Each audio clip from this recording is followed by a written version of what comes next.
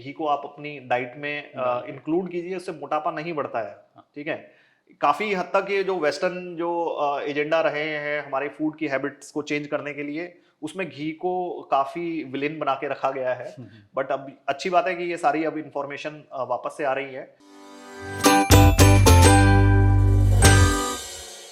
Hello everyone, welcome to another episode of Sip to Success with अनुराग।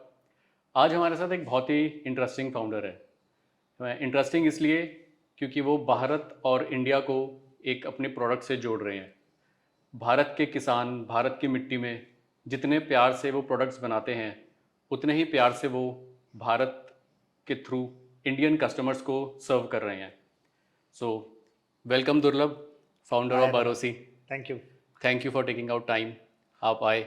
नहीं, ये तो बहुत अच्छी अपॉर्चुनिटी है मेरे लिए भी, क्योंकि जब भी मौका लगता है भारत के बारे में बात करने का, इंडिया के बारे में बात करने का, और भी बहुत सारे मुद्दों पे एंटरप्रेन्योरशिप के, तो वो डिस्कशन हमेशा अच्छे रहे हैं। तो ऐसी अपॉर्चुनिटी हम जाने नहीं देते कभी भी। तो या थैंक यू। सो सबसे पहली चीज़ मेरे को बारोसी के बारे में बताओ। वेरी गुड नेम, बहुत ही इंटरेस्टिंग नाम है। क्या स्टोरी है, कैसे नाम सोचा, कैसे इसके बारे में आपने स्टार्ट किया? तो बिल्कुल शुरुआत से बताता हूँ मैं आपको। तो एक्चुअली अनुराग, शुरुआत में जो नाम था ना वो भरोसी नहीं था। नाम हमने, और जैसे काफ़ी ऐसे प्लान भी नहीं था कि हमें कंज्यूमर ब्रांड बनाना है। अच्छा। तो आइडिया तो ये था कि एक लार्ज स्केल पे खेती करनी है। तो क्योंकि डेयरी फार्म सेटअप कर रहे थे, तो हमने सोचा दूध से रिलेटेड कोई अलग अलग लैंग्वेज में, जैसे हर कोई करता है वैसे ही हमने देखा। तो जर्मन में हमें मिल्च दिखा। मैंने कहा मिल्च थोड़ा सही साउंड कर रहा है, थोड़ा फिरंगी भी साउंड कर रहा है, तो आई थिंक ऐसे स्टार्ट कर लेते हैं। तो मिल्च डेयरी फार्म पहले नाम रखा। तब हमारा कंज्यूमर ब्रांड बनाने का प्लान नहीं था। बट प्रोडक्ट मिल्क था। प्रोडक्ट मिल्क था। अच्छा। फिर जब पूरा स्टोरी स्टार्ट हुआ, शुरू के 1 साल के बाद जब हमें ये समझ में आने लगा कि इसमें अपॉर्चुनिटी एक कंज्यूमर ब्रांड बनाने की है, तो वहां से वो सोच स्टार्ट हुई कि क्या होना चाहिए, क्या होना चाहिए। और सारे दूध के नाम जितने भी हैं वो सब ले रखे थे, मतलब कहीं भी हमें कुछ नहीं मिल पा रहा था कि अल्टीमेटली हुआ होना क्या। तो एक दिन ऐसे ही बैठे हुए थे हम अपनी टाइम, जो गाँव में मेरा ब्रिंगिंग गाँव का है, तो एकदम से याद आया कि दूध, हम ये सोच रहे थे कि उस टाइम पे कैसे होता था ओवरऑल। पड़ोसी ऐसे आया कि एक ना गांव में जब लाइट नहीं होती थी तो गड्ढा खोद लिया जाता था। गड्ढा खोद के सुबह सुबह दूध नहीं मिला, जैसे गाय का और भैंस का दूध जो भी मिला, 8-10 लीटर दूध बड़ा आम है गाँव में होना। ठीक है। तो गड्ढा खोद के उसमें एक मिट्टी के बर्तन में दूध को लेके नीचे उपले और लकड़ी जला लिया जाता था और उसको रख दिया जाता था मिट्टी के बर्तन को। अच्छा। अब ये पूरे दिन भर जो दूध है, लाइट नहीं होती तो या तो दूध को गर्म ही रखना पड़ेगा, ठंडा तो होगा नहीं क्योंकि फ्रिज नहीं है। तो वो पूरे दिन भर 3-4 बजे तक उस दूध को बहुत ही धीरे धीरे धीरे धीरे गर्म रखता था। तो हमने कहा जब दूध से स्टार्ट हुआ है, दूध ही हम बेचने वाले हैं, तो नाम बरोसी बहुत बढ़िया बैठ रहा है। बोलने के लिए भी आसान है, क्योंकि कंज्यूमर ब्रांड की तरफ से ये सब भी देखा जाता है कि बोलना कितना आसान है। 2 वर्ड का है, 4 वर्ड का है, 5 वर्ड का है, तो ये काफी राइट फिट हो रहे थे। एक अच्छी हमारी खुद की स्टोरी थी, तो हमने कहा बरोसी।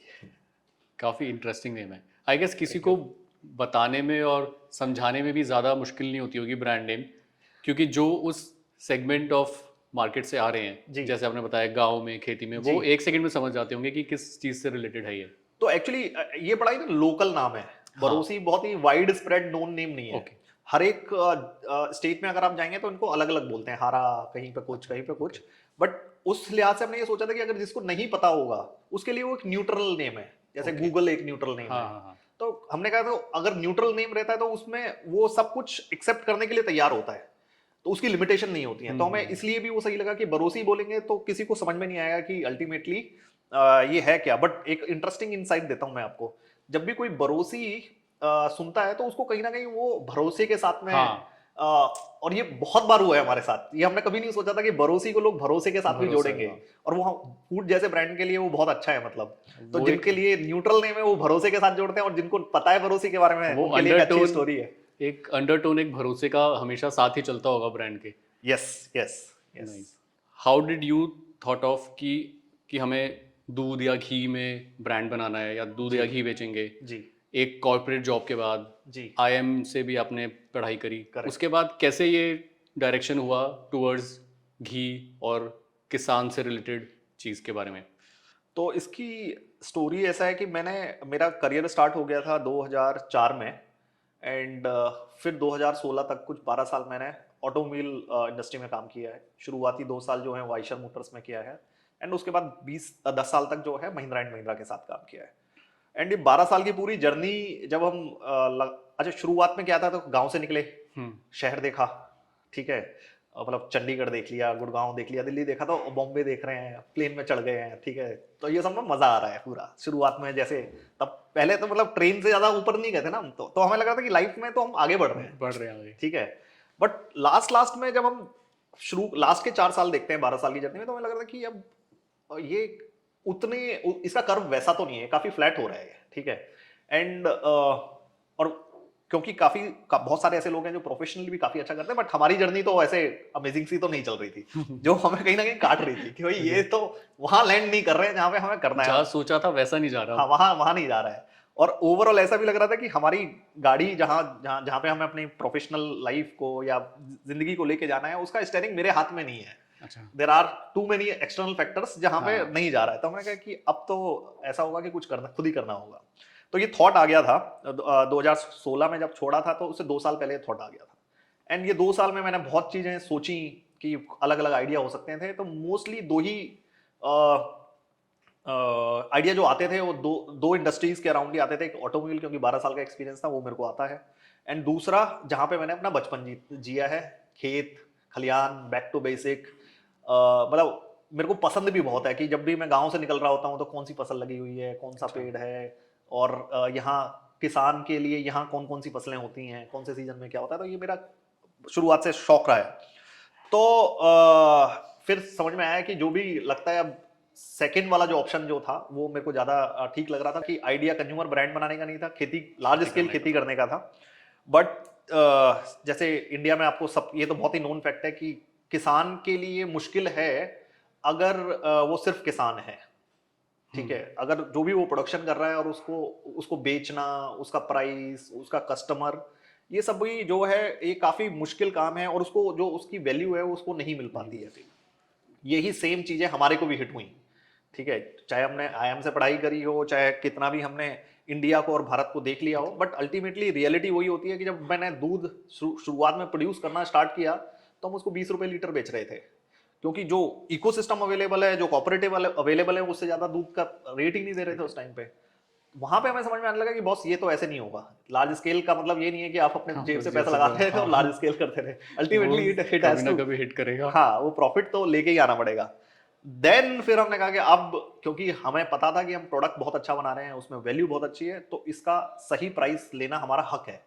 और वो कैसे लेंगे, फिर हमें लगा कि कंज्यूमर ब्रांड बनाना एक अच्छा तरीका है। गुड़गांव जैसा एक इवॉल्व मार्केट हमारे पास है, हमारा फार्म पटौदी में है जो कि 45 किलोमीटर है। तो मैंने बहुत अच्छा मार्केट है, एक अच्छी अपॉर्चुनिटी है कि हम वहां से दूध को एक ऐसे कंज्यूमर को बेचें जो उसकी वैल्यू भी कर पाए और एक अच्छा प्राइस हमें दे पाए। तो कंज्यूमर ब्रांड की बनाने की स्टोरी ऐसे स्टार्ट हुई, पहले खेती, फिर उसके बाद कंज्यूमर ब्रांड, एंड देन बारोसी ऐसे आया। सो अभी बारोसी के पोर्टफोलियो में मतलब जो मेन प्रोडक्ट जिसे कहते हैं वो क्या है? अभी आपका मिल्क है, घी है, या कैसे आप बारोसी को प्रेजेंट करेंगे? So pre Shark Tank it was milk, after Shark Tank it is ghee. क्योंकि घी का शेल्फ लाइफ ज्यादा होता है, उसको आप मल्टीपल मार्केट प्लेसेस से बेच सकते हैं। तो शार्क टैंक का एक बहुत अमेजिंग फायदा हमें जो हुआ है कि हमारी जो ब्रांड की अवेयरनेस है, और जो कि बहुत ही ऑर्गेनिक तरीके से हुई है। इतने बड़ा देश शार्क टैंक को बहुत ही मतलब लगाव से देखता है, तो काफी लोगों को ब्रांड के बारे में पता चला। एंड वहां से हमारा जो, अगर पिछले 6 महीने की अगर आप जर्नी की बात करेंगे, तो हमने कुछ 100% से ग्रो किया है। एंड मैक्सिमम ग्रोथ जो है वो घी के थ्रू आई है। तो आज की डेट में पहला नंबर घी का है, फिर दूध का है, फिर हनी का है, एंड देन ऑयल एंड बाकी सारे। जी। सो शार्क टैंक से पहले और शार्क टैंक के बाद जी, क्या मेजर डिफरेंसेस आपको फील हुए कि ब्रांड पर्सपेक्टिव से? एक तो जैसे आपने बताया कि घी एज अ प्रोडक्ट जी आगे आ गया है, जी। और क्या चीज़ें हुई हैं जो आपको लगा कि हमें बेनिफिट मिला उससे? तो देखिए, शार्क टैंक किसी भी कंज्यूमर ब्रांड के लिए आई थिंक एक बहुत ही अमेजिंग और बहुत ही one of the lifetime वाला अपॉर्चुनिटी है। और अगर वो आपकी ब्रांड की जर्नी में अगर वो लग जाता है शॉट, तो आप 360 डिग्री सब चीज आपके लिए चेंज हो जाती हैं। कैसे होती हैं? जैसे प्रोडक्ट के बारे में मैंने आपको बताया ही है। कंज्यूमर ब्रांड बनाने की पूरी जर्नी ना एक लंबी जर्नी है, और इसमें या तो आपके पास, और हम बूट स्ट्रैप्ड है, ठीक है। तो ब्रांड बनाने के लिए बहुत सारा पैसा चाहिए होता है। आपको लोगों तक पहुंचना होता है, अपनी कम्युनिकेशन को लोगों तक पहुंचाना होता है, आपकी मार्केटिंग बोलनी चाहिए, इस सब में बहुत पैसा लगता है और लंबा टाइम तक आप उस जर्नी को जीते हैं। अब जब शार्क टैंक हुआ तो जैसे मैंने बताया कि इतनी बड़ी ऑडियंस और इतने लगाव से जब देखती है, तो आप मतलब जैसे आप एक छोटा सा भी टीवीसी का जो एड का जो एक खर्चा जो है करोड़ों में होता है, वहां पे हमें शार्क टैंक में एक नेशनल टीवी पे 15 मिनट के अनडिवाइडेड अटेंशन आप समझिए, तो वो किसी भी ब्रांड के लिए मतलब उसको बता पाना भी मेरे लिए मुश्किल है। एग्जैक्टली मतलब उसकी वैल्यू भी वैल्यू अगर हम देखेंगे ऐसे है। और जिस तरह से वो ब्रांड को अवेयरनेस जो है बहुत ही अमेजिंगली नेक्स्ट लेवल पे चली जाती है, क्योंकि ब्रांड अवेयरनेस चली जाती है तो आपके सेल्स दौड़ने लगती हैं, आपको एक नोन ब्रांड की तरह जाने लगता है। तो मैं तो ये कहूंगा कि अगर ये एक अपॉर्चुनिटी किसी को मिलती है, आई थिंक उनको सबसे बेस्ट देना चाहिए, और चाहे वो फंडेड ब्रांड हो चाहे ना हो, बट उसकी वैल्यू को तोल पाना मुश्किल है। कोई इंसिडेंट ऐसा जो यू थिंक कि जिससे हमें शार्क टैंक में होने से हमें एक क्वांटिफाइड फायदा हुआ है, कोई ऐसी चीज जो आप डिस्कस कर जैसे सकें? मैंने बताया सेल्स के जो नंबर हैं, हाँ पहले ही महीने में जो हम नंबर कर रहे थे, हमने अगर मंथली बात करते हैं तो 3 गुना नंबर किए थे, जो ओके हमारा मंथली एवरेज चल रहा था।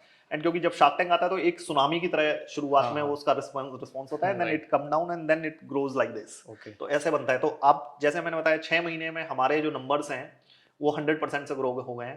तो मतलब लास्ट टाइम हमने आपको बताया था, उस जब शार्क टैंक में बोला था कि 5 करोड़ की कंपनी है, अब आप लगा लीजिए कि क्या हो। समझ लगा तो लेंगे सब 6 लोग। घी की अगर हम बात करें तो घी थ्रू आउट द इंडिया, जी नॉर्थ में चले जाओ, साउथ में चले जाओ, वेस्ट जी में चले जाओ, कोई भी डेलिकेसी या कोई भी चीज़ बनाते हैं तो घी इज़ अ मेन इंग्रेडिएंट। जी और इतनी वास्ट और इतने मास लेवल पे जो चीज़ हम कंज्यूम कर रहे हैं, जी उसका कुछ इवॉल्व आपको लगता है कि हुआ है थ्रू आउट द ईयर्स? क्योंकि ऐसा इंग्रेडिएंट है जो सदियों से चलता आ रहा है जी हाँ, और आज भी हम उसको कंज्यूम कर रहे हैं। बिल्कुल। सो आपके हिसाब से कुछ घी में एज अ प्रोडक्ट कुछ इनोवेशन हुआ है या कुछ एनहांसमेंट हुआ है घी एज अ जी पर्टिकुलर प्रोडक्ट में? जी जी। तो सो देखिए, इंडिया में अगर आप टिपिकली देखेंगे, दूध और घी को खरीदा नहीं जाता था। मोस्टली हाउस होल्ड में गाय भैंस होती थी रूरल सेटअप में, और अर्बन में भी क्या है तो दूध इतना आ जाता था कि घर पे घी बन घर पे जाता था। बन आज जाता भी हाँ बहुत सारे हमारे कस्टमर हैं जो हमारे ही दूध से घी बना लेते हैं गुड़गांव के अंदर। तो ये ऐसा होता था कि या तो दूध लिया जाता था या घर पे दूध है उससे घी बनता था। और घी बनाने का जो जो तरीका होता था वो था कि कर्ड से, उसको कर्ड में सेट करके, उसको चर्न करके, उसका मक्खन निकाल के इकट्ठा करके, एंड देन घर पे बनाने वाला का जो तरीका था ये खत्म होने लगा, नए ब्रांड आने लगे, और मोस्टली वो बड़े कमर्शियल ब्रांड्स जो कि कोऑपरेटिव के हैं, जैसे पता नहीं मतलब हम आपको जानते ही होंगे, वो बहुत सारे ऐसे ब्रांड हैं, हाँ हाँ I don't know whether I can name it हाँ और नॉट। हाँ तो उनका एक तरीका है घी बनाने का कि दूध आया है, उस दूध में एक फैट का सर्टेन परसेंटेज होता है, उस सर्टेन परसेंटेज में से वो कुछ फैट बाहर निकाल लेते हैं, क्रीम को, एंड फिर जो बाकी बचा है उसको टोन, डबल टोन्ड और फुल क्रीम की तरह बेचा जाता राइट है, राइट और ये जो फैट है इसका घी बना घी दिया बनाया जाता है। तो ये कमर्शियल तरीके के लिए ये ठीक तरीका है, हम्म, बट जो पहले जो कर्ड से बनके जो होता था उसकी जो अरोमा होती थी, उसका जो खुशबू जो उसकी आती होती थी थी, और घी जो में हाँ खाने का जो पूरा उसका एक्सपीरियंस, टेस्ट जो था, वो कहीं ना कहीं मिसिंग था। पिछले अगर मैं 5-7 साल पहले तक की बात करता हूँ, बट पिछले 5-7 साल में काफी हमारे ही जैसे ब्रांड और भी अच्छे आगे ब्रांड में, उनकी भी काफी तारीफ करना चाहता हूँ, हम लोगों ने मिलके ये जो A2 काऊ घी, कल्चर्ड काऊ घी के ऊपर काफी सारा काम किया है। वो जो पुराना तरह के जिस तरह से घी बनाया जाता था, हम कंज्यूमर को अब वो उसी तरह का घी उनके घर तक पहुंचा रहे हैं, ओके। इसीलिए कंज्यूमर को भी वो पसंद आ रहा है और हमें हमें अच्छा रिस्पॉन्स मिल रहा है। सो 2016 में जब स्टार्ट किया तो क्या फर्स्ट ऑफिस कैसा था? कैसे फर्स्ट कस्टमर्स आए थे? घर से स्टार्ट किया या किसान हो तो वाह। गांव से स्टार्ट किया, मतलब क्या था? तो एक्चुअली जब हमने शुरुआत में, हमारा 1-1.5 साल काफी टफ रहा। ठीक है उसमें टफ रहा क्योंकि हम कुछ कुछ तो फार्म के लेवल पे भी स्ट्रगल कर रहे थे, और दूध को अच्छे प्राइस पे तो बेच ही नहीं पा रहे थे। एंड तो जितनी भी जो सेविंग जो थी मेरी, वो तो खत्म पहले ही, शुरुआत में जब फार्म सेटअप किया था तभी हुए थे। जो वाइफ की भी जो सैलरी आ रही थी उसका भी पैसा जा अच्छा उसका भी पैसा उसी में लग रहा था। तो काफी मतलब, और इतने सारे लोन्स इकट्ठे हो गए थे ना मेरी लाइफ में, उसका प्रेशर बहुत था। एक होम हाँ। लोन अगर आपने जिंदगी में ले लिया ना तो उसमें से निकलना मुश्किल हो जाता है। हम तो पहले ही ले चुके थे, फिर एक फार्म का लोन ले चुके थे और XYZ काफी सारे लोन हमारे उस पर चल रहे थे। तो और ऐसे जब निकले थे तो सारे दरवाजे बंद करके आए थे कि मतलब वापस कि नहीं जाना है। बैकअप प्लान कुछ नहीं था। नहीं, वापस नहीं जाना है, अच्छा। आगे ही जाना है। मतलब ठीक है, कुछ प्रॉब्लम आएगी सॉल्व करेंगे, कुछ प्रॉब्लम आएगी सॉल्व करेंगे, बट प्रॉब्लम काफी बड़ी थी। मतलब ठीक है, एज ए किसान मैं काम तो कर सकता हूँ बट फाइनेंशियली चीजों को मैं उस टाइम पे मेरा एक्यूमेंट उतना स्ट्रांग नहीं होता था। मेरे को नहीं समझ में आ रहा था कि ये हो क्या रहा है मेरे साथ, इतना पैसा क्यों लग क्यों कहाँ चाहिए, जा हाँ कहाँ जा रहा है। कहाँ रहा है। मतलब सैलरी भी चली जा रही है, सेविंग भी चली गई है। तो फिर हमें ये समझ में आया कि बॉस इसको सॉर्ट करते हैं। तो शुरुआती जो चैलेंज, ये तो मैंने बताया है, तो मतलब बिल्कुल घर का एक जो, जहाँ पे हमें गुड़गांव में ही हम रहते थे, तो उसका एक रूम जो होता था वो हमारा ऑफिस होता था। ठीक है, एंड क्योंकि दूध जब हमने सोचा कि गुड़गांव में आके बेचते हैं, एंड क्योंकि एक हमने वैन लिया था दूध का, तो हमें ये भी था पता था कि डे वन से ही उसका एक कॉस्ट स्टार्ट हो स्टार्ट जाएगा। हो जाएगा। तो हमें कुछ तो एक बेयर मिनिमम एक नंबर्स ऐसे होने चाहिए जो डे वन पे दूध आए। तो मैं और मेरी वाइफ बिल्कुल शुरुआत में जब दूध आना हमारा गुड़गांव स्टार्ट भी नहीं हुआ था, तो हम सुबह रोज निकलते थे। एक मार्केट है गुड़गांव में, निर्वाणा कोर्टयार्ड, वहां पे जाके हम रैंडमली लोगों को खड़े एक कोने पे खड़े हो जाते थे, तो रैंडमली जो भी वहां पे शॉपिंग के लिए आता था, सुबह की शॉपिंग जनरली होती थी वो ग्रोसरी और वो सब के ग्रोसरी। लिए, उनको हम अपने बारे में बताते थे कि हम एक अच्छा। फार्म सेटअप किया है हमने, हमारे 10-15 दिन के अंदर या 20 दिन के अंदर हम एक बिल्कुल फार्म फ्रेश दूध जो है आपके घर पर डिलीवर करेंगे, ग्लास बॉटल में होगा, सस्टेनेबल होगा। मतलब वो बिल्कुल एकदम फ्रंट लाइन डायरेक्ट सेल्स जो होती है टू ना, कस्टमर। वो मैंने और मेरी वाइफ ने खड़े होके की है। और 40 लीटर जो दूध जो हमने शुरुआत में बेचा है, वो आज भी 7 साल के बाद भी वो कंज्यूमर हमारे साथ जुड़े हुए हैं। अनटिल अनलेस वो गुड़गांव से चले गए हैं कहीं, तो भले क्या कहते हैं हो गया होगा, बट आज भी उनका कॉल मेरे से आता। अभी एक 2-4 दिन पहले ही एक सर है, उनका कुछ उनके वॉलेट को लेके उनकी क्वेरी थी, तो उन्होंने डाला, और तो मैंने उनको बताया कि हाँ सर मेरे को याद है जब आप हमारे फार्म पे आए थे। तो उनको एक्चुअली वो कहते हैं आप ही आपको अच्छा। याद है। मतलब वो उनके साथ कनेक्शन अलग ही था। तो वो फ्रंट लाइन जो चीजें हैं वो मैंने करी हैं। ऑफिस एक घर के कमरे में, खुद से सेल्स, इवन डिलीवरीज भी जो हैं वो हमने शुरुआत में, अगर कोई खुद करी डिलीवरी है। बॉय नहीं आया है, और सुबह क्योंकि दूध के ऑपरेशन 4 बजे स्टार्ट होते हैं, हम्म। आप एकदम ऐसे कुछ भी फटाफट से वहाँ उस टाइम पे आप सॉल्व नहीं कर सकते हैं। तो अगर नहीं आया तो नहीं आया, दूध जरूर जाएगा, क्योंकि कस्टमर्स का दिन जो स्टार्ट होता है वो चाय से स्टार्ट होता है, कॉफी से स्टार्ट होता है, बच्चे दूध पी के जाते हैं। तो प्रोडक्ट ऐसा चैलेंजिंग है कि ऐसा हो नहीं सकता है कि दूध ना पहुंचे। दूध ना पहुंचे। तो ऐसा कई बार होता था कि जब मेरे को ही अपनी गाड़ी में डाल के दूध लेके जाना होता डिलीवर। था और मेरे को डिलीवर करना होता था। स्टार्ट करने के बाद क्या मेजर चैलेंजेस थे जो आपको फेस करने पड़े, प्रोडक्ट के लेवल पे भी और मार्केट के लेवल पे भी, जो अगर आज कोई स्टार्ट करना चाहता है जी। सिमिलर कैटेगरी में ब्रांड, हम्म। तो वो उससे कुछ गेन कर पाए कि क्या क्या चैलेंजेस आ सकते हैं या जो चैलेंजेस एक्चुअली में होते हैं। तो देखिए चैलेंजेस तो मल्टीपल थे। मतलब प्रोडक्ट में भी चैलेंजेस थे, देन अगर आप सेल्स गो टू मार्केट की बात करेंगे, हाँ। उसके भी चैलेंजेस थे, ब्रांड एंड मार्केटिंग के भी चैलेंजेस थे। बट और मैं बताऊंगा उनको एक एक करके क्या क्या चैलेंजेस थे, बट मेरे को लगता है कि सबसे पहले तो ये कन्विक्शन रखना जरूरी है कि चैलेंजेस तो बिल्कुल आएंगे, उनको सॉल्व करते हुए आगे जितना जल्दी सॉल्व करेंगे, और या किसी और के एक्सपीरियंस से आप सीख सकते हैं, कम से कम गलतियां अगर करते हैं तो आपकी जर्नी थोड़ी छोटी हो जाती है। तो मैं अपने चैलेंजेस आपको शेयर करता हूं कि जैसे प्रोडक्ट की तरफ अगर हम जाते हैं, फार्म की तरफ जाते हैं, तो मेरा सबसे पहला जो कॉन्फिडेंस जो था वो ओवर कॉन्फिडेंस था। अच्छा। कि मेरे को लगता था मैं गांव से हूँ, मैंने तो गाय भैंस देखी है, ठीक है, और मैं गाय बांधता जाऊंगा और दूध निकलता जाएगा, और एक एक ऐसा ट्रक के सपना ट्रक देखता था, चले हाँ, जाएंगे। ड्रम के ड्रम और ट्रक के ट्रक ऐसे दूध जा रहा होगा, ठीक है। वैसा नहीं होता है। जब आप उसको कमर्शियली करना स्टार्ट करते हैं तो आप, और जब आप एज ए बिजनेस स्टार्ट करते हैं, उसके अलग चैलेंजेस हैं, challenge। ठीक है। तो जब हमने 30-40-50 गाय हो गई, तो अब हमें लग रहा है वो हमसे संभल ही नहीं रही है। अच्छा। और जो उनके पूरे इकोसिस्टम में जो लेबर जो होनी चाहिए, उनके ऊपर डिपेंडेंसी बढ़ती चली जा रही है, एंड तब वो रियलिटी हिट होना हुआ। तो हमें समझ आया कि पीछे बैकयार्ड में 2 गाय होना वीजा भी 50 गाय फार्म रन करना में बहुत डिफरेंस है। तो जो टाइम मेरे को एक ब्रांड बनाने के लिए, मार्केटिंग करने के लिए गुड़गांव में लगाना चाहिए था, मैं फार्म पे लगा रहा था, वो मेरा ऑपरेशंस में लगा हुआ था, ठीक है। तो वो एक चैलेंज है कि मेरे ख्याल से कई बार आपका कॉन्फिडेंस जो है, कई बार ओवर कॉन्फिडेंस होता है, उसको अच्छे से एनालाइज कर लेना चाहिए।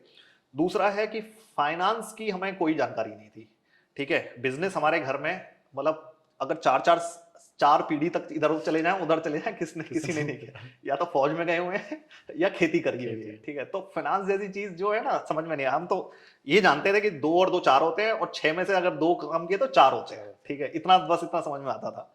तो बट बैलेंस शीट और प्रॉफिट एंड लॉस और कैश फ्लो, ये सब के साथ कोई नाता नहीं था।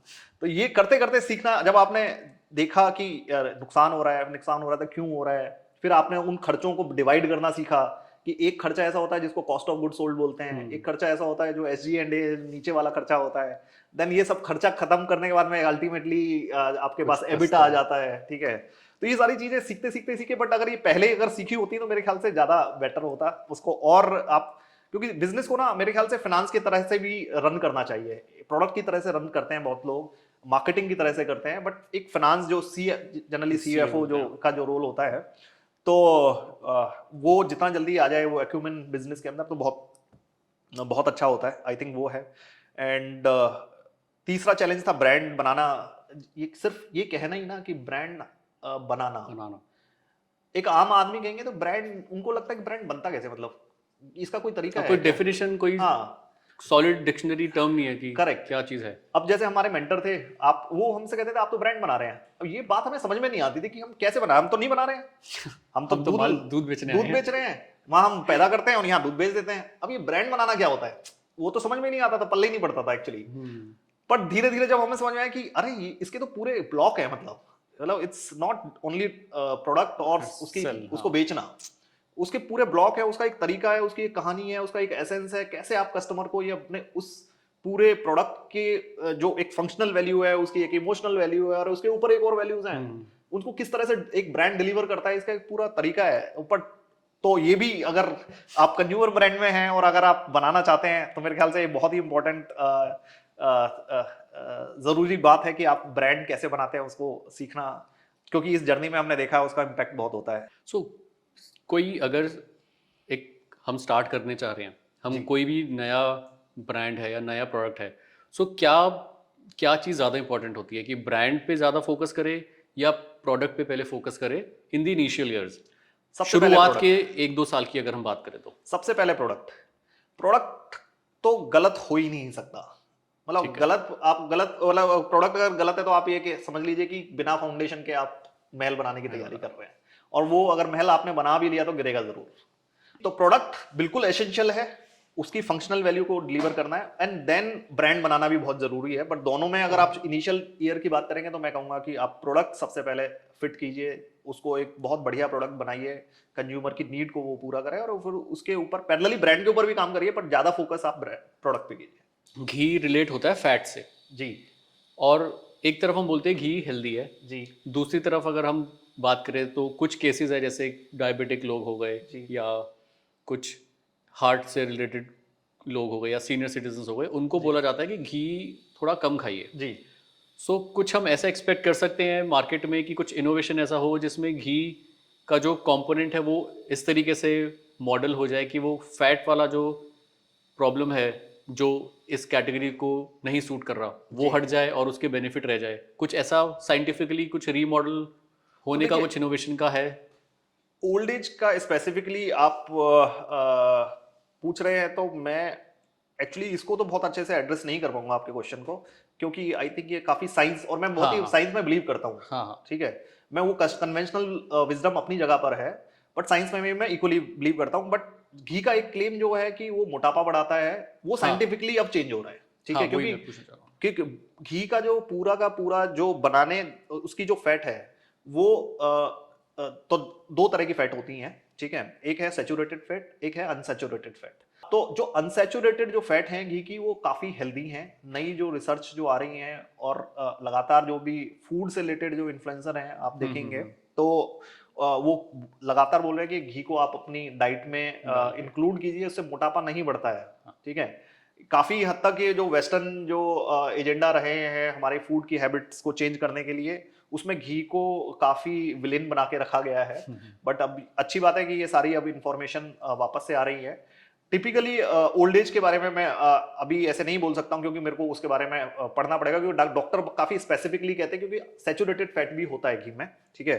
तो वो दिस माइट भी सम कुछ प्रॉब्लम हो सकती है, तो मैं यहाँ पे अपनी पूरी जानकारी के बिना उस बात को नहीं कहना चाहूँगा। बट आप अगर अडल्ट हैं, आप टीनेजर हैं, आप किड हैं और आपका दिनचर्या अच्छी है, आप चलते फिरते हैं और नॉर्मल लाइफ जीते हैं, तो घी को 100% आपको अपनी डाइट में इंक्लूड करना चाहिए। ओवरऑल आपका मोटापा कम करता है, मतलब अच्छा। आप इसके बजाय कुछ और खाएंगे उससे आपका मोटापा बढ़ने वाला है। जी। बारोसी के लिए आपका क्या प्लान है फॉर 5-7 साल बाद के, फॉर एग्जांपल 2030 में कहाँ आप जी। देखना चाहते हैं बारोसी को हो, क्या रेंज होगी प्रोडक्ट्स की? क्लियर था कि जर्नी छोटी नहीं रहने वाली है, हमें एक ब्रांड बनाना ही है और ब्रांड ही बनाते रहे हम। उसका मतलब ये है कि अ, जब तक सीलिंग अगर टच भी करती है, कई बार ऐसा हुआ है कि हमें लग रहा है कि अब नहीं बढ़ रहा है, नहीं बढ़ रहा है, तो हम वो एवेन्यूज ढूंढते हैं कि जिससे ये सीलिंग ऊपर हो जाए, ठीक है।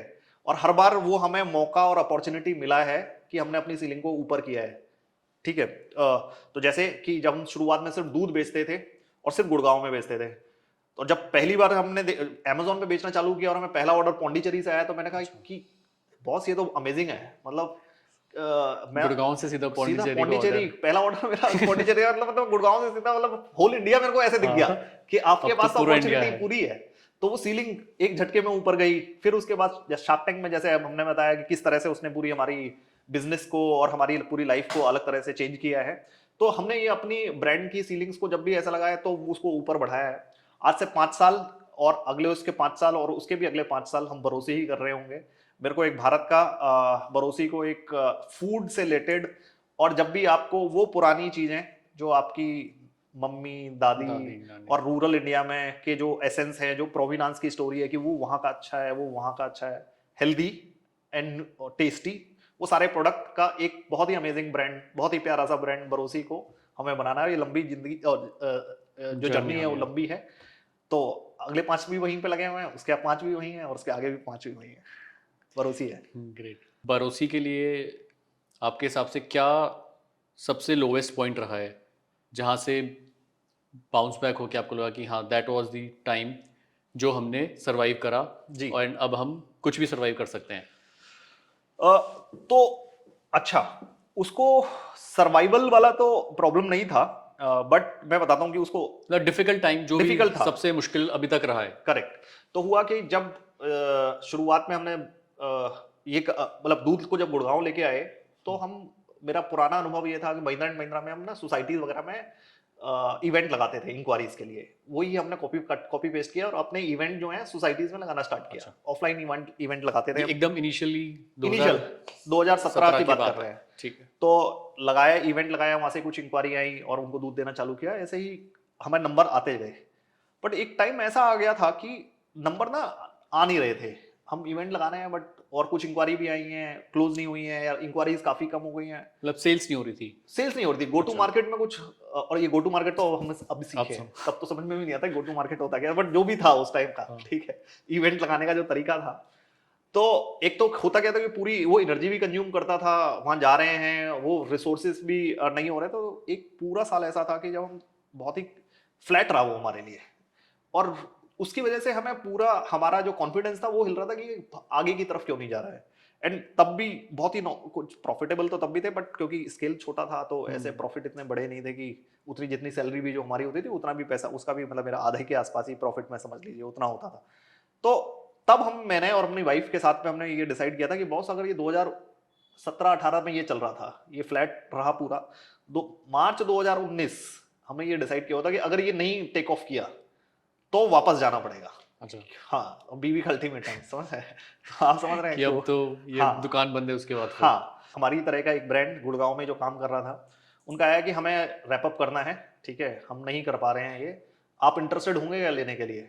हमने अगले दिन ही जाके उनके पास पहुंचे हम, तो हमने पूछा कि आपके पास कितना सब्सक्रिप्शन है, कितने लीटर का? तो उन्होंने कहा 300 लीटर का। तो पहले तो हमारा ये था कि ओवरऑल कुछ तो 300 लीटर का इजाफा हो जाएगा। दूसरा, जो बहुत बढ़िया वो कर रहे थे और जहां से हमारी journey from offline to complete 100% online हुई, जो हम सब कुछ ऑफलाइन कर रहे थे, हमारे बिल ऑफलाइन बन रहे हैं, हमारे इवेंट ऑफलाइन हो रहे हैं, हमारी मार्केटिंग ऑफलाइन हो रही है, वहां से हमने देखा कि वो तो गूगल पे उन्होंने अपना एक गूगल एडवर्ड पे वो बनाया हुआ है और इंक्वायरी जो भी गूगल पे आ रहा है उनके पास इंक्वायरी चली जा रही है। तो जो भी इंटरेस्टेड हॉट लीड्स हैं वो तो उनके पास आ रही है। गूगल वाले जो ब्रांड्स हैं वो ले रहे हैं, और हम ऑफलाइन ओल्ड स्कूल लगे हुए हैं चप्पलें घिसने में। तो हुआ क्या कि वहां से जो हमारी लर्निंग जो हुई वो हुई कि बॉस एक्शन तो कहीं और हो रहा है। तो 2018 से लेके 2020 में तक हमने अपनी पूरे सिस्टम को जो बिल्कुल ऑफलाइन था वो पूरा का पूरा ऑनलाइन किया। अब Online हमारी किया। इंक्वायरीज जो थी वो हमारी ऑनलाइन आ रही थी, हमारे बिल्स वगैरह जो थे हमने पूरा एक सॉफ्टवेयर बनवाया।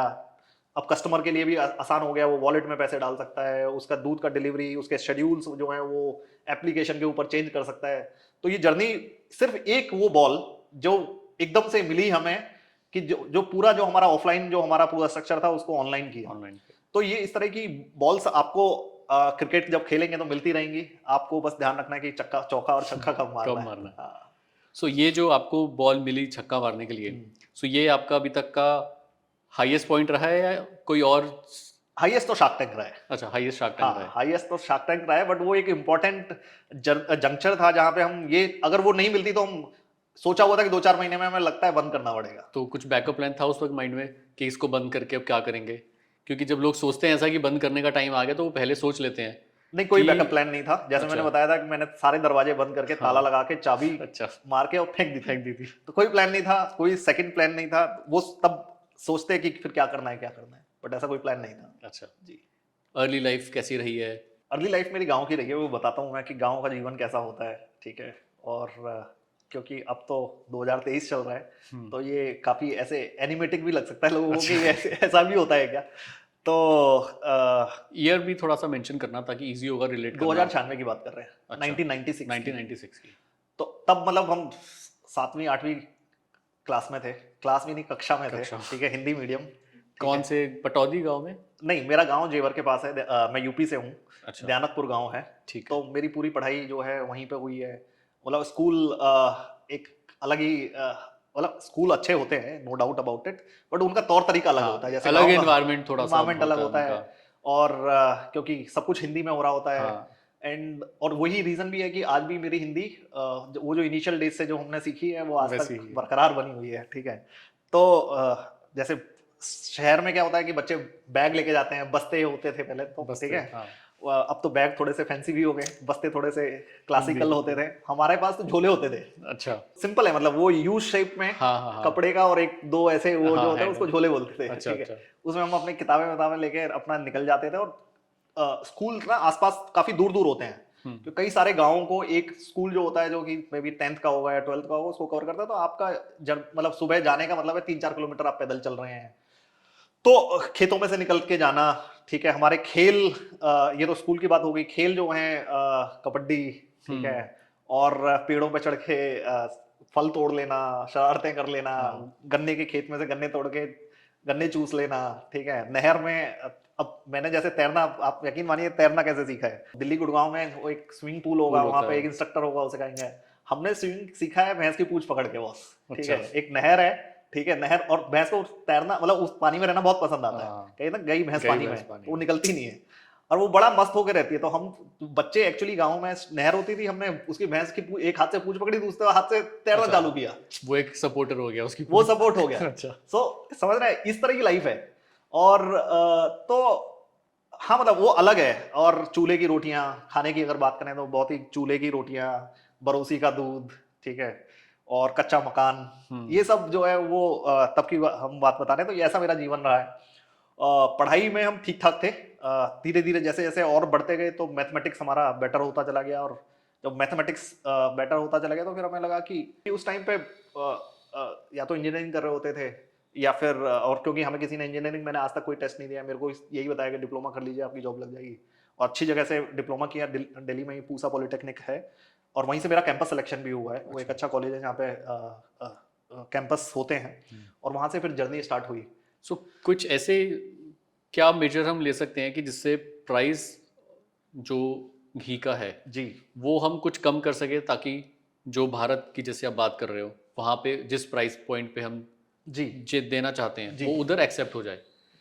तो देखिए अनुराग, अगर आप कंज्यूमर ब्रांड में आपने क्योंकि आप भी काफी कंज्यूमर ब्रांड्स के साथ काम करते हैं, एक एक मोटी लेयर है बीच में चैनल्स की, जो कि अच्छा खासा आप ये समझिए कि इट वेरीज फ्रॉम 30% से 40% के बीच में, ठीक है। और शुरुआती जर्नी में ऑनलाइन हमें रहना हमारी आज की जरूरत ज्यादा है, क्योंकि हमें एक्सेस मिलता है, हाँ। बट वो अपनी कॉस्ट से आता है, ठीक है। कोई भी प्लेटफॉर्म ले लीजिए आज की डेट में, तो एक मोटे रिटेल मार्जिन और उनके मार्जिन पर काम करते हैं, जिसकी वजह से ओवरऑल कॉस्ट जो है वो बढ़ जाती है। कन्वेंशनली जो पहले का जो डिस्ट्रीब्यूशन था, ये पूरी की पूरी लेयर जो है 15 से 20% में होती थी, बट ये एडिशनल 20% आज हमें अपनी कॉस्ट में लेके चलना पड़ता है, क्योंकि आज हम ऑनलाइन हैं। बट जैसे जैसे अब ब्रांड बड़ा होता जाता है, तो आपका हमारा जो जर्नी टू ऑफलाइन जो है वो हिट होना स्टार्ट होगा। और ये जो बीच जो जैसे जैसे इस पूरी जर्नी में ब्रांड भी जब बड़ा होता जाता है, तो वो नेगोशिएटिंग उसकी पावर जो है वो बढ़ने लगती है। तो जो रिटेल मार्जिन जो आज हम काफी हमें ज्यादा पे करने पड़ते हैं, जिसकी वजह से प्राइसेस बढ़ते हैं, वो नीचे आएंगे। और हमारा जो एक सर्टेन जो प्राइस है, वो काफी एक सेट ऑफ कस्टमर्स जो आज जिनको कई बार हमें फीडबैक मिलता है कि आपके प्रोडक्ट थोड़े से महंगे हैं, वो उन तक हम पहुंचा पाएंगे, और हमारे पास एक बड़ी रेंज ऑफ कस्टमर्स हमारे पास होराइजन होगी। सो इस लेवल पे आके जब हमारा कैश फ्लो पॉजिटिव है, हमारे पास सब सरप्लस फंड्स है, जी अब हमें एक नेक्स्ट स्टेज पे जाना है। जी सो पहली चीज़ एज अ ब्रांड ओनर क्या प्रेफरेंस होनी चाहिए कि हम मार्केटिंग पे स्पेंड करें पहले, या टीम पे स्पेंड करें, या फिर अपना इन्वेंट्री पे स्पेंड करें, जी या कैसे एक मिक्सचर होना चाहिए, या अगर आप उसको रैंक कर सकें 1 2 3 नंबर में क्या क्या चीज़ें पे हमें फोकस करना चाहिए? तो देखिए, I think business to business भी फर्क पड़ जाता है। तो अगर जैसे आईटी का बिजनेस है, तो मेरे को बिल्कुल क्लियर आंसर है कि रिसोर्सेज जो आपकी टीम है उस पर ज्यादा करना चाहिए। कंज्यूमर ब्रांड है, तो आपको टीम के साथ साथ मार्केटिंग भी करना पड़ेगा। मार्केटिंग भी, और एक तो परफॉर्मेंस मार्केटिंग भी कह सकते हैं, ब्रांड मार्केटिंग, दोनों तरह की मार्केटिंग आपको करते रहना पड़ेगा, जिससे कि आप ज्यादा कंज्यूमर्स तक पहुंच पाए। तो कंज्यूमर ब्रांड के केस में काफी बैलेंस्ड अप्रोच मेरे को ठीक लगती है, कि एक सर्टेन पोर्शन, हमारे केस में वो 15% है जो हम अब मार्केटिंग के लिए रखते हैं। टीम एक आपको लगातार टीम में बढ़ाते रहना होता है, नए टैलेंट को लेके आना होता है। तो वहाँ पे भी एक सर्टेन परसेंटेज जो है आपको अपने लगातार फंड को, हमारे केस में तो हम यूटिलाइज करते हैं। एंड देन तीसरा है कि नए प्रोडक्ट डेवलपमेंट जो हैं, एक आपकी R&D कह लीजिए, और जो नए प्रोडक्ट को Market ढूंढ के लेके research हो आना, गई। हाँ, और जो रिसर्च है कि कौन से मार्केट में अभी कस्टमर के ट्रेंड्स क्या हैं, उनकी नीड्स क्या हैं, उसको समझते हुए तो प्रोडक्ट डेवलपमेंट की साइड में भी एक पैसा जाता है। तो काफी बैलेंस रहता है, आई थिंक। तो बैलेंस वो अप्रोच ज्यादा बेटर लगती है। कई हम खर्चे को मामले में तो हम खुद ही बोलते हैं, मतलब अगर आपने, जब हम ऑफिस में बैठे होते हैं, तो खर्चा बिजनेस बोलता है आपको, हाँ खुद ही बोलता है कि यहाँ आपको अब यहाँ चाहिए बॉस, हाँ चाहिए। तो फिर एज एन एंटरप्रेन्योर मेरी ड्यूटी है कि वो फिर कैसा मेरे को लेके आना है, कि मतलब हाँ आज की जरूरत है कि प्लांट में ये खर्चा लगना है, केपेक्स लगना है, तो वो बोला बिजनेस बोल ने। टीम में अब हमें लगा कि भाई अब हमें ब्रांड का एक, आज जब हम ब्रांड बना रहे हैं, तो अब हमें एक स्किलफुल एक ब्रांड का रिसोर्स चाहिए, तो बिजनेस बोलेगा, बोलेगा। तो बिजनेस बोलता है। ये वाला कई बार मिस आउट फंडेड ब्रांड में क्या होता है, कि जो हमें लगता है कि वहां पे बिजनेस बोलता नहीं है, वहां पे और इन्वेस्टर पैसा बोलता बोलता है। है। वहां पे हाँ इन्वेस्टर बोलता है कि हाँ ये करो। आपके ये पैसा जो आया है, ये आपको ग्रोथ के लिए है। वहां पे हाँ ग्रोथ बहुत इंपॉर्टेंट होती है। राइट। एंड वो ग्रोथ की जो दौड़ है ना, उसमें कई बार ऐसा लगता है कि जो इंपॉर्टेंट ब्लॉक है वो बट मतलब मिस हो जाते हैं। मिस हो जाते हैं। बट मिस भी हो जाए, क्योंकि पैसा उसी लिए मिला है कि ग्रोथ करनी है आपको। तो कई बार काम भी करता है, कई बार उससे मुश्किल भी पैदा हो जाती है, क्योंकि आप भाग तो बहुत लंबे गए, पर पीछे मुड़ के जब देखा तो पीछे लगा कि अरे बहुत सारी चीजें छूटी भी छूट हुई गई। हैं। और वो तब राइट राइट। तब पता चलता है जब वो दौड़ रुक जाती है किसी ना किसी तरह से ना, आगे भागने की जो दौड़ है, अगर वो स्लो हो गई है, और या एक्सटर्नल फैक्टर ऐसे हुए कि लग रहा है कि नहीं नहीं ये नहीं हो पा रहा है, मैनेजेबल नहीं है, सस्टेनेबल नहीं है, कोई कभी तो कोई प्रॉफिट की बात करेगा। हाँ और जब प्रॉफिट की बात हुई या एक्सटर्नल फैक्टर ऐसे हुए, और जब आपने पीछे मुड़ के देखा, तो आपको फिर लगता है कि हमने तो बिल्डिंग जब बनाई थी, तो उसके ऐसे ब्लॉक्स तो रखे ही नहीं है कि ये सस्टेन भी कर पाएगी। राइट। तो आई थिंक उससे दौड़िए, बिल्कुल दौड़ना चाहिए। एंटरप्रेन्योर का मतलब धर्म में है थोड़ा दौड़ना, मैं दौड़ना। ठीक है। बट ऐसे दौड़िए कि ये भी ध्यान रहे कि पीछे के जो पीछे ब्लॉक हैं, कोई तो बना रहा है, जो लगा रहा है उसके, जो दौड़ते आप दौड़ते भाग ऐसे के आगे आए, मत निकल जाइए कि पीछे का पता ही ना चले कि क्या हो। राइट। जी सो दुर्लभ, काफ़ी अच्छा लगा आपसे बात करके, बारोसी के बारे में जान के, भारत और इंडिया के बारे में समझ के, कैसे आप दोनों को साथ लेके चल रहे हो थैंक यू। और कैसे दोनों को सर्व कर रहे हो। जी सो आई होप बारोसी को हम और लोगों के थ्रू समझे, जाने और जैसा आपने बताया अपने विजन के बारे में 2030 में भारत तक बारोसी का कस्टमर हो। जी, सो वी होप कि ऐसा हो। थैंक यू अनुराग। और बहुत अच्छा लगा आपसे मेरे बात करके। आपने बहुत सारी ऐसी बातों को आज छेड़ दिया जो बात हिस्ट्री। करते करते वो उस मेमोरी लेन में पहुंच गए हम। तो बहुत ही अमेजिंग आपके साथ बात करके, और ये अपना अनुभव जो है आज के जितने भी जो नए एंटरप्रेन्योर्स हैं उनके साथ शेयर करके, आई होप उनको ये पसंद आएगा। आपकी सबकी अपनी अलग जर्नी है, मैंने अपनी जर्नी बताया। अगर उसमें से अगर आपके लिए कुछ भी लाभदायक है तो आप प्लीज़ उसमें से निकाल सकते हैं। आप मेरे को रीच आउट कर सकते हैं। Thank you very much Anurag. Thank you, आप आए, थैंक अपना यू। टाइम दिया। Thank you. Thank you.